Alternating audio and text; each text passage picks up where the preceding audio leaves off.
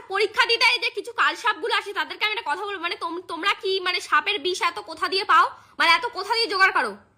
একটা বড় কোশ্চেন যখন ওরা পারে না তখন আমরা বলি করে বলি, ঠিক আছে পয়েন্ট বলি যাতে ওরা লিখতে পারে।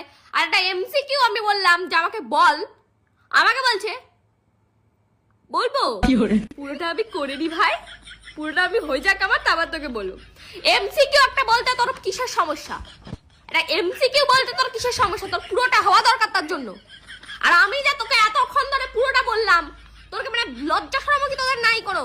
মানে তোরা লজ্জা ঘৃণাহীন, তোদের কোনো লজ্জা শরম ভেতরে নাই? তোরা একটা মানুষের থেকে পুরো জানবি, তারপর তারপর তাকে আর বলবি না, একটা ছোট্ট হেল্প তারপর তোকে আর করবি না তোরা?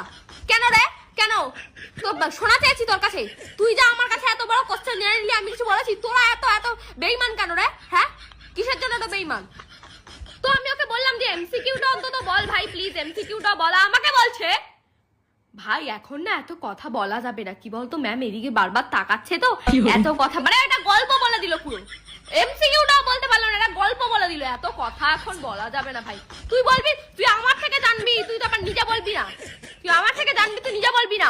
আর এই কাল সবগুলোর সবচেয়ে বড় একটা মানে ফায়দা বাজার একটা কথা থাকে, কোনো কিছু ওদের জিজ্ঞেস করার থাকলে ওটা বলবে তুই যা পারিস নি আমি বলে দেবো, এটা একটু আমাকে বলে দে না রে, তুই যেটা পারিস নি আমি সব পেরেছি এটা ছাড়া, তারপর আমি বলে দেবো।